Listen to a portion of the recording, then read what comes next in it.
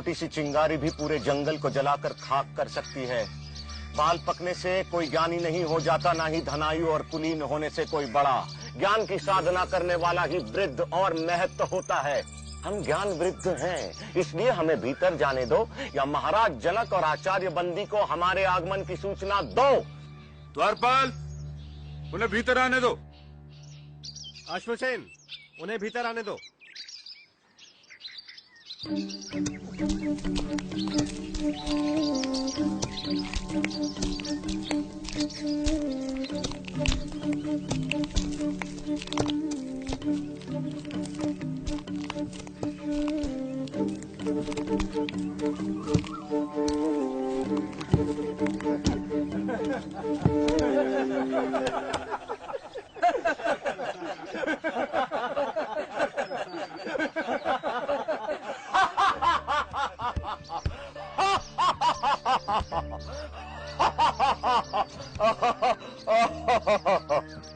ब्राह्मण देवता, आप सभा को देखकर इस तरह क्यों हंस रहे हैं? महाराज, मैं तो ये सोचकर यहाँ आया था कि जनक की सभा में आकर इन विद्वानों के बीच मैं आचार्य बंदी को शास्त्रार्थ के लिए चुनौती दूंगा, लेकिन यहाँ आकर मुझे लगा कि ये तो मूर्खों की सभा है। राजन, मैंने अपने हंसने का कारण तो बता दिया। अब आप अपने मूर्ख विद्वानों से पूछे कि वे किस पर हंसे, मुझ पर या उस कुम्हार पर जिसने मुझे बनाया? पूछो किस पर हंसे ये सब।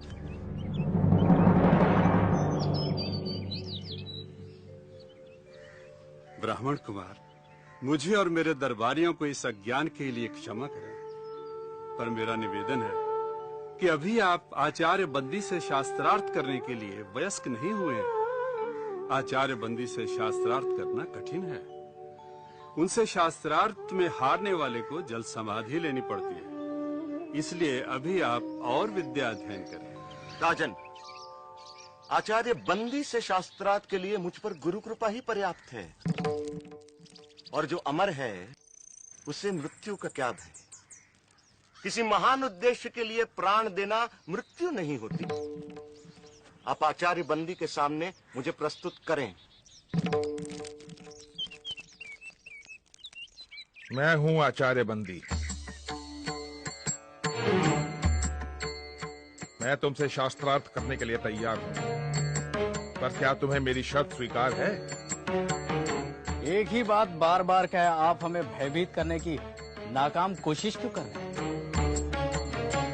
चाहो तो तुम दोनों एक साथ मेरे साथ शास्त्रार्थ कर सकते हो। मैं एक हूं और एक ही आपसे शास्त्रार्थ करूंगा।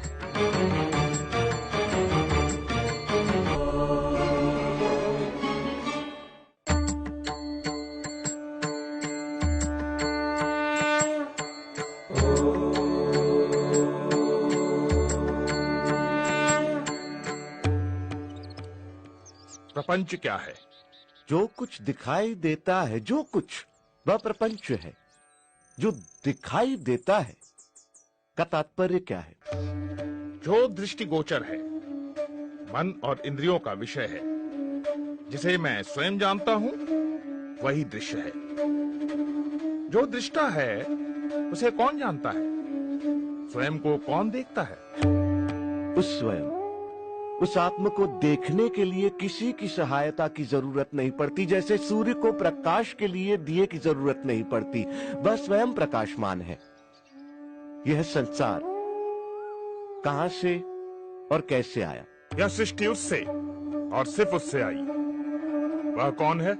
वह ब्रह्म है, वह ईश्वर है। वही अपनी माया से इस संसार को रचता है। वह ही रचनाकार, पालक और इस जगत का संहारक है। ब्रह्म इस संसार की रचना, पालन और संहार कैसे करता है? जिस प्रकार मकड़ी अपने जाल की रचना करती है, उसी में विचरण करती है और फिर उसी को निगल जाती है, उसी प्रकार ईश्वर संसार की रचना, पालन और संहार करता है। जीव क्या है? जीव आत्मा है। वह निर्विकार स्वयं है, परंतु अविद्या के प्रभाव में आकर वह स्वयं को मन और शरीर समझ बैठता है। इसीलिए वह इस संसार का अनुभव करता है। अविद्या क्या है? अनात्मा को आत्मा समझना, निर्विकार को विकार युक्त समझना और इस संसार को ही सच समझना अविद्या है। तो विद्या क्या है? आत्म का ज्ञान विद्या है। सा विद्या या विमुक्त है वह जो हमें सारे दुखों, पीड़ाओं, बंधनों, अज्ञान, प्रतियोगिताओं, भ्रम और भ्रामक कल्पनाओं से मुक्ति दिलाए, वह विद्या है। जो हमें द्वैत के भाव से, हम दो हैं के विचार से, अलगाव के विचार से, तुम और मैं के भेद से मुक्ति दिलाए, वह विद्या है। विद्या दृष्टि देती है जिससे मनुष्य अपने ब्रह्म रूप को पहचान सके। साधो साधो साधो। ब्रह्म को जानने की प्रक्रिया क्या है? उसे जानने के दो मार्ग हैं। पहला मार्ग यह जानना कि ब्रह्म क्या नहीं है। जो ब्रह्म नहीं है उसका निषेध करना। सब नाम, रूप, गुण, सदोष और परिवर्तनशील वस्तु का निषेध कर निर्विकार को जानना। दूसरा मार्ग सत्य जैसा है उसे वैसा ही पहचानना। वह अस्तित्व रूप है, उसके बिना संसार का अस्तित्व ही नहीं है। वह ब्रह्म ही था, वह ब्रह्म ही है, इसलिए मैं ब्रह्म हूं, तुम ब्रह्म हो, हम सब ब्रह्म ही हैं, इसलिए सारा संसार ब्रह्म है। साधो साधो साधो। ब्रह्म को कैसे जाना जा सकता है? ब्रह्म को सही सामाजिक व्यवहार, आध्यात्मिक चिंतन, ध्यान पूर्वक सुनने, नित्य अनुभवों पर विचार करने और निष्कर्षों पर मनन करने तथा समाधि में जाकर जाना जा सकता है। ब्रह्म ज्ञानी के लक्षण क्या हैं? यदि कोई दावा करता है कि उसने ब्रह्म को जान लिया है तो वो ब्रह्म को नहीं जानता। ब्रह्म को जानने के साथ ही ब्रह्म को जानने का अहंकार मिट जाता है। क्या उसे तर्क से जाना जा सकता है? नहीं, परंतु तर्क सहायक हो सकता है। क्या उसे प्रार्थना और भक्ति से जाना जा सकता है? नहीं, किंतु प्रार्थना और भक्ति सहायक हो सकती है। क्या उसे योग व मनन से जाना जा सकता है? नहीं, परंतु योग व मनन सहायक हो सकते हैं। शास्त्रार्थ का अंत होता दिखाई नहीं दे रहा था। दोनों एक दूसरे पर भारी पड़ रहे थे कि अचानक बंदी निरुत्तर हो गए। आचार्य, उत्तर दें। आचार्य, उत्तर दें। अष्टावक्र की जय। अष्टावक्र की जय।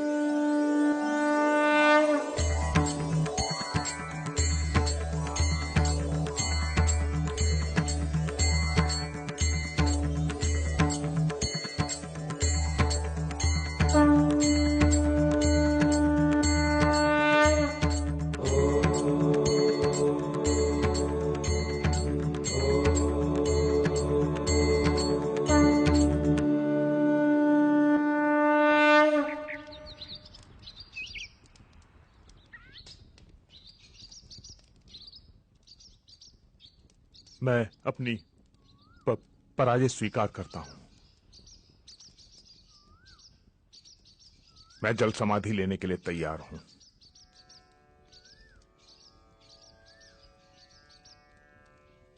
मैं आपको जल समाधि देने नहीं आया हूं आचार्य बंदी। याद होगा आप सबको कि आचार्य बंदी के अभिमान के कारण और इस प्रथा के कारण कितने निर्दोष विद्वानों की जान गई। आचार्य बंदी, याद करें आचार्य काहोड को।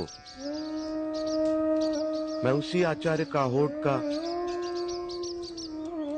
पुत्र हूं।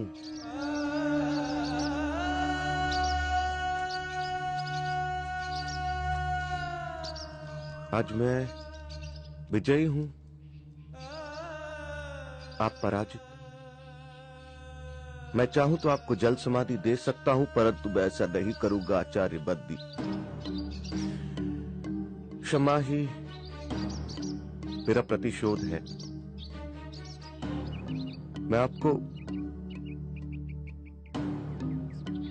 क्षमा करता हूं आचार्य बद्दी।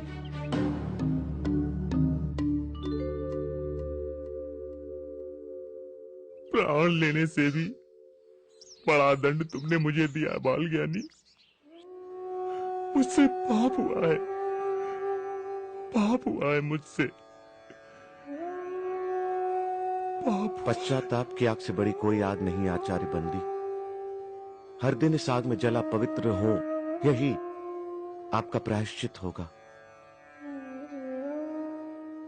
शास्त्र को शस्त्र न बनाओ।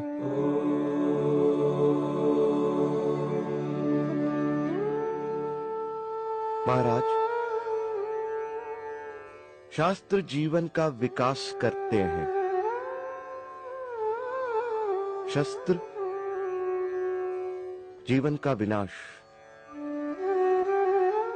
जितना पुराना है हिमालय, जितनी पुरानी है गंगा, उतना ही पुराना है ये सत्य।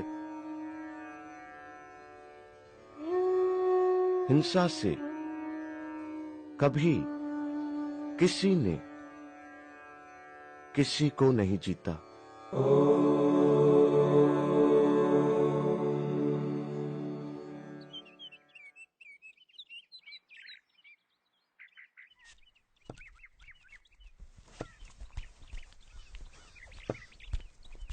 अहं निर्विकल्पो निराकार रूपो विभुत्वा च सर्वत्र सर्वेन्द्रियाणां न चासंगतो नैव मुक्तिर्न मे यश्चिदानन्द रूपः शिवोऽहं शिवोऽहम्।